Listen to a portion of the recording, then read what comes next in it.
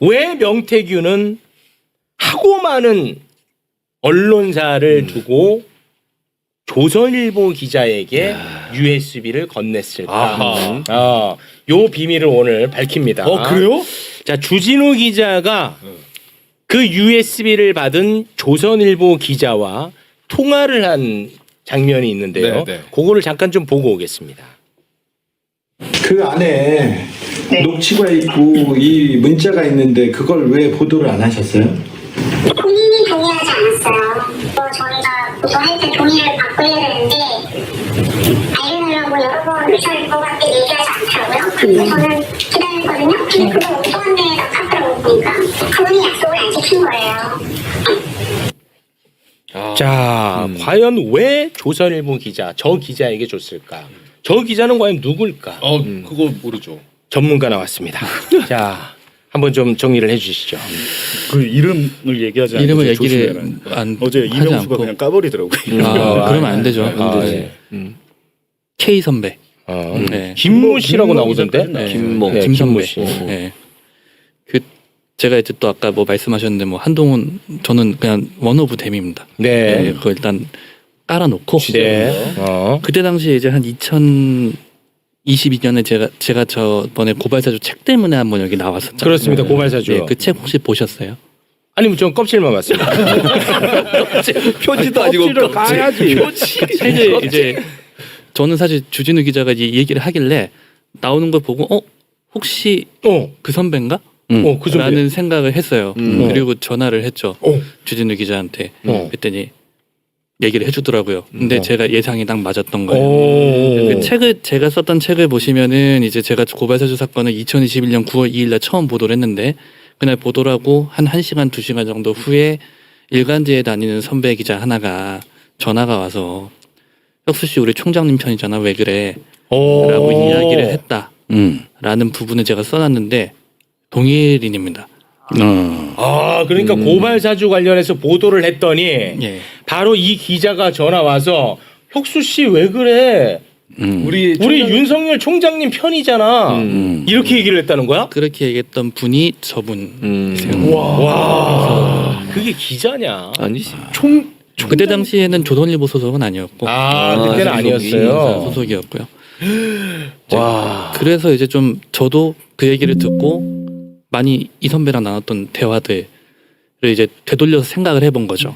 이제 그러다 보니까 2020년 11월 달에 2020년 11월 달에 그 추미애 당시 법무부 장관이죠. 네네. 추윤 법무부 갈등. 장관이 윤석열 그 당시 검찰총장에 대한 이제 징계를 청구를 합니다. 네. 당시에 사유가 6가지였는데요. 네. 그 중에 이제 법무부 징계위원회에서는 아마 한 가지인가 두 가지가 없어졌을 거고 네. 재판 가서도 이제 하나가 또 없어졌는데 그 없어진 사유 중에 그 윤석열 당시 검찰총장이 중앙일보 사주 만난 거? 아니요 성명 불상자를 통해 조선일보에다가 그 감찰 게시 정보를 넘겼다. 네, 그 내용이 있었어요. 근데 저는 그때는 잘 몰랐는데 이 감찰을 시작한다는 내용 자체가 이제 감찰 정보에 해당을 한다고 하더라고요. 네네. 근데 이제 그때 이제 여러 가지 6가지 사유를 놓고 이제 그때 당시에는 쭉 보는데 이거 이해가 잘 안 되는 거예요. 이 성명 불상자 대체 누군가. 그래서 제가 우리 김 선배한테 전화를 했죠. 느낌이 온 거예요.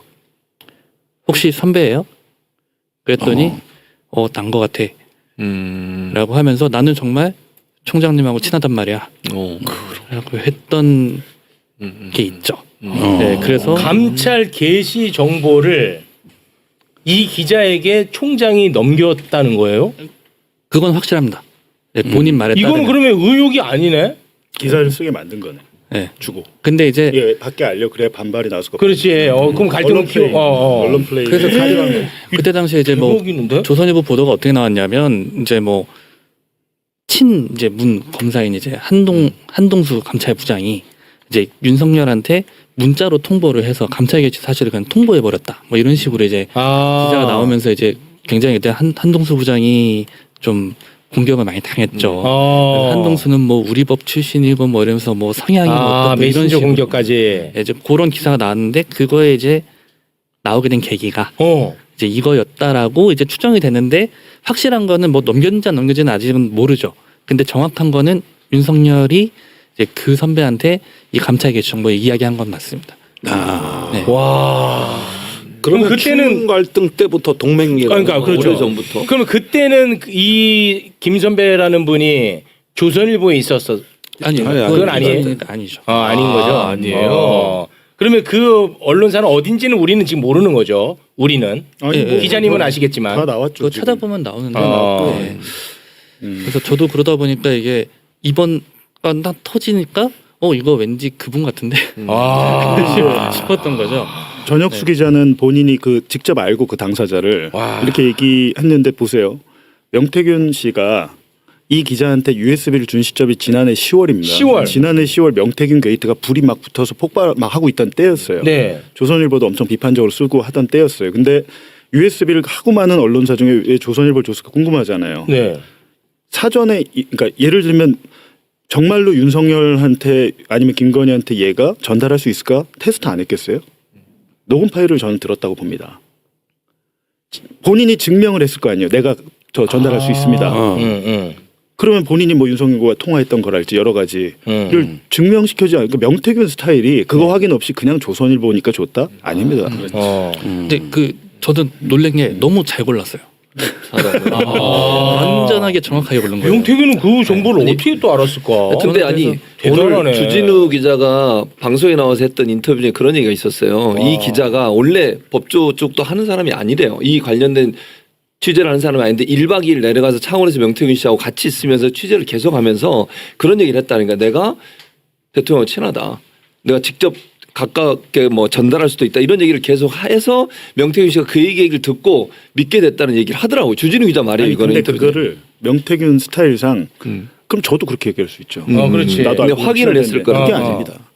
확인을 하는 과정이 있었을 거예요. 그래 그 1박 2일 동안 아마 만났을 거 아닙니까? 근데 그렇다고 그러더라고요. 전혁수 기자는 그 사람을 추측하고 하는데 딱 맞았잖아요. 저희가 또 확인한 거는 이제 오늘 6시 안에 뭐가 나갈 텐데 검찰은 이 조선일보 기자랑 명태균이 수시로 연락을 하고 문자 메시지 주고받은 것을 다 알고 있어요. 알고 있었어? 수사 보고서에 작성을 해놨고 문자 메시지 내용까지 나옵니다. 나오고 그러니까 10월 달에 전달을 했는데 명태균에 대한 두 번째 압수수색이 10월 31일이었어요. 그럼 10월 31일까지 그 사용했던 폰을 더 압수해서 포렌식을 했잖아요. 네. 거기서 다 나온 겁니다. 아까 의원님들 전화번호도 뭐고 다 나온 건데 그와 별도로 지금 이 조선일보 기자 여러 기자들이 있죠. 저기에 보면 주진우 기자도 있고 전혁수도 있고 뭐 있는데 유독 조선일보 기자와는 굉장히 친근하게 소통을 하고 네. 실제로 두 건의 기사가 나갔더라고요. 이제 명태균이 소스를 줘서. 네네. 그렇다면 검찰이 10월 31일에 명태균의 폰을 추가로 압수를 했는데 딱 보니까 조선일보에 넘어가는 그 부분의 날짜가 수사보고서에 빠졌어요. 그러니까 전 그게 이상한 거예요. 일부러 뺐나라는 생각도 들고 아니면 또 다른 폰이 있나라는 생각도 드는데 합리적인 의심으로 봤을 때 검찰이 저걸 몰랐을까라는 거예요. 폰을 압수했으니까 딱 이 기자와 소통하고 앞단에 하고 기사가 2개 나오고 심지어 이 기자가 기사 오늘 이렇게 나갑니다라고 먼저 보여줍니다. PDF 파일을 지면에 나오기 전에 그거는 통상 그렇게 뭐 하기도 하는데 뭐 잘 안 하는 건데 굉장히 이렇게 스킨십이 있었고 네. 그 다음에 그렇다면 10월달에 받았다고 조선에서 인정을 했으니까 네. 이 둘이 만나고 하면 당연히 연락을 했을 거 아니에요. 네. 근데 기간이 끊겨버려요. 검찰 수사 보고서에. 그러니까 저는 그 부분이 되게 이상하더라고요. 와, 그 이상하네. 10월 15일까지만 딱 있고 16일부터 31일의 기록이 없어요. 와, 이상하다. 이상해. 그 선배랑 이제 좀 추억을 되살려 보면 네.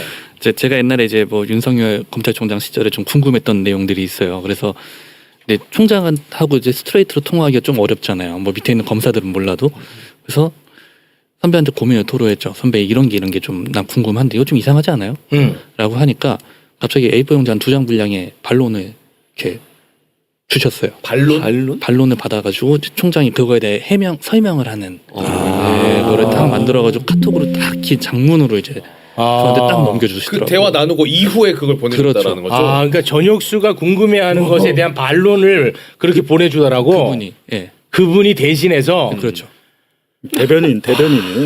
네, 그런 뭐 일도 있었고 하다 보니까 진짜 심각하다. 거의 뭐 일심동체네. 아니, 뭐 합니까 언론학자님? 이게 말이 되는 나라입니까? 말이 안 되지 말이 됩니까 이게 지금? 아 왜 여기다가 화를 그러니까 풀고 내가 그럽니까? 어쩌라고. 아, 이런 언론 환경에서 뭔 대한민국 정치가 안 썩을 수가 있습니까? 근데 그러니까 뉴스타파처럼 저렇게 잘하는 언론사도 있지만 조선일보처럼 물론 그 사람이 그전에 다른 언론사에 있었다고 하니까 제대로 보도를 안 하는 거잖아요. 그리고 이게 해명이 말도 안 되는 게 이게 무슨 동의를 받아서 보도를 해요? 아니 공익적 가치가 있다면 보도하는 거예요. 동의가 없어도. 아니 어떤 녹취록을 받았는데 정말 이게 불법이고 잘못된 행동이면 보도해야죠. 그게 네. 언론 윤리예요. 정리해 주시고요. 그런데 이게 무슨 동의 안 했다고 보도를 안 하냐고. 이게 말이 되냐고요 지금. 그러니까 이런 거 다 언론학자 책임이에요. 네. 아주 예리하시네요. 뭘 가르치는 사과드리도록 하겠습니다. 예. 와, 진짜 너무하네. 그러니까 그때 추윤 갈등이다 뭐다 할 때 윤석열이 다 압승한 거 아니야. 그러니까. 그러다가 이제 좀 추가로 지금 생각이 났는데 이제 고발사주 사건 한참 수사가 진행되던 때 중간에 연합뉴스 TV에서 이런 기사가 나온 적이 있어요. 뭐 특정 기자를 압수수색할 수 있다. 뭐 수사를 하려고 한다 공수처가. 아, 이런 얘기가- 공수처가 네. 네. 얘기가 나오니까 이제 막 언론들이 막 공수처가 기자까지 막 수사한다 막 이런 얘기들이 막 나왔었거든요. 아, 그때 이 선배가 갑자기 카카오톡을 탈퇴하고 예, 텔레그램을 탈퇴했다 재가입을 하시더라고. 그래서 압수수색에 대비한 것처럼 보입니다. 그렇게 보이는 정황들이 있어서 아 이 양반 또 왜 탈퇴하지? 이제 그 생각을 저는 좀 했었고. 아, 진짜. 영화에 나올 만한 캐릭터더라고요 보니까. 네, 이 정도면 기자가. 영화의 캐릭터로 아주 센 캐릭터로 나올 수 있겠다. 저한테는 되게 좋은 분이셨어요. 어쨌든 오늘 동시 상영으로 영화 한 두 편. 와, 이거 두 편이 나와버렸네. 와, 이거는 진짜 영화 그 내부자들이 생각납니다. 영화 내부자들. 마지막에 손 잘리잖아요. 아니 이제 네. 백윤식 그 했던 네. 무슨 광희 그 영화 얘기하시는 거예요. 여기서 혀를 잘라야 돼. 네. 아니, 그건 올드보이고요. 네. 고맙습니다. 네. 알겠습니다. 자, 그러면 저희가 또 다른 분노할 만